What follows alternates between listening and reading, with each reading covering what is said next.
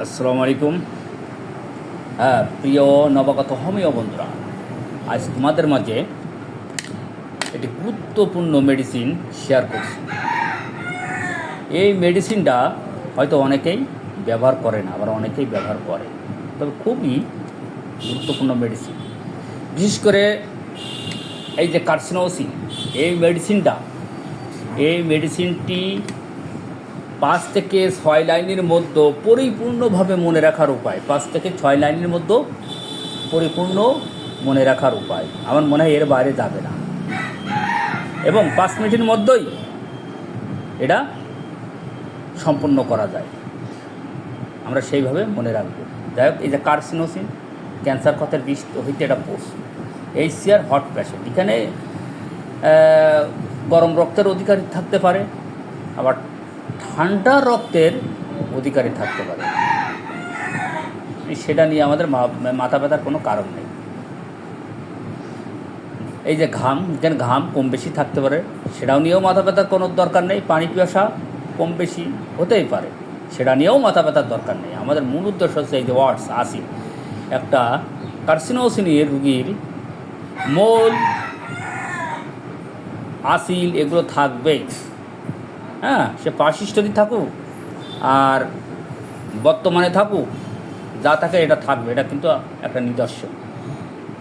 তারা একটা কার্সিনোসিনের রুগী পছন্দ করে, লবণ পছন্দ করে, ফলমূল পছন্দ করে, দুধ পছন্দ করে, মশলাযুক্ত খাবার পছন্দ করে, কোল্ড ড্রিঙ্ক ঠান্ডা পানি পছন্দ করে, অ্যালকোহল জাতীয় পানি পছন্দ করে।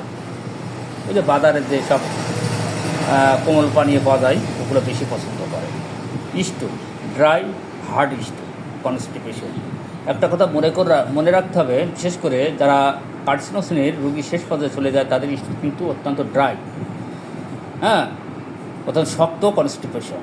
এবং এমনই ছাগলের নাদির মতো মল হয়। কারণ কি, যারা লিভার ক্যান্সার ভোগে, পাকস্থলী ক্যান্সার ভোগে, তাদের দেহের জৈব রস কিন্তু আস্তে আস্তে কমিয়ে যায়, একবার শেষ পর্যায়ে চলে যায়। যে কারণে তাদের কিন্তু এই স্টুলগুলো সাধারণত এমন শক্ত হয়ে যায়, 7 দিন 8 দিন পরে ছাগলের নাদির মতো টয়লেট করতে বাধ্য হয়, তো আঙ্গুলি দ্বারা রেকটাম থেকে বাইর করে আনা হয়। এই যে বার্নিং পেইন লাইক ফায়ার, তাদের যেখানে ক্ষত হোক আর যেখানে যাই হোক, তাদের কিন্তু জ্বালাটা কিন্তু আগুনই পোড়ার মতো জ্বালা। যেসব বিশেষ করে আর্সেনিকের মতো, ফসফরাসের মতো, মেডোরিনার মতো, সালফারের মতো এই আগুনি পোড়ার মতো জ্বালা, এই কার্সিনোসিনের জ্বালাও কিন্তু আগুনি পোড়ার মতো জ্বালা। এই যে ফিয়ার, বিশেষ করে কার্সিনোসিনের রুগী, এরা স্বাস্থ্য সম্পর্কে বিশাল ভয়। এদের ভয় মূলত ক্যান্সারের ভয় বেশি, পরীক্ষার ভয়, লোকের ভিড়ের মধ্যে যেতে ভয়। তবে একটা কথা মনে রাখতে হবে, এরা হেলথ সম্পর্কে বেশি ভয় করে, ক্যান্সার সম্পর্কে। এই দুটো ভয় তাদের মনের মধ্যে গেতেই থাকে। আর এই যে মাইন্ড ফ্যাস্টিডিয়াস, খুঁতখুঁতে স্বভাব, স্যাম্প্যাথেটিক মনোভাব বেশি এদের। টিমিডি, ভীরুতা, অ্যাংজাইটি, উদ্বেগ, উৎকণ্ঠা চলতেই থাকে। স্যাডনেস, বিষণ্ণতা, একই চিন্তা বারবার। যারা মানসিক রোগে ভোগে তাদের মধ্যে কিন্তু এইসবগুলো দেখা দেয়। ডিজায়ার, এরা কিন্তু টিউবারকুলিনামের মতো ভ্রমণ করতে পছন্দ করে। ড্যান্সিং, স্টামোনিয়াম, তারপর ট্যারেন্টুলার মতো নাচতে গাইতে পছন্দ করে। মিউজিক, এরা গান শুনতে পছন্দ করে ট্যারেন্টুলার মতো। ফ্যামিলি হিস্টোরিতে ক্যান্সার, যেখানে দেখা যাবে যে ফ্যামিলি হিস্টোরিতে ক্যান্সার, ডায়াবেটিস, সেখানে কিন্তু কার্সিনোসিন সুনিশ্চিতভাবে চলে আসবে। আরেকটা বিষয়, when will selected remedies file to act, যখন কোনো নির্বাচিত ঔষধ ব্যর্থ হয় সেখানে কিন্তু এই কার্সিনোসিন আমরা ব্যবহার করতে পারি। আরও কিছু রোগের ক্ষেত্রে আমরা ব্যবহার করি, যেমন দেখা যায় ব্রেস্ট ক্যান্সার, লিভার ক্যান্সার, রেকটামের ক্যান্সার ইত্যাদি ক্ষেত্রে আমরা, তারপর বিভিন্ন জায়গায় শরীরের যে গ্ল্যান্ড, সেক্ষেত্রে কিন্তু আমরা এই কার্সিনোসিন ইউজ করতে পারি। শুধু এইগুলো থাকলে যে ইউজ করো এমন কোনো কথা নয়। যদি অন্য রোগেও যদি এই লক্ষণ সাদৃশ্যে মিল পেয়ে যায়, সেক্ষেত্রে আমরা কার্সিনোসিন ব্যবহার করতে পারি।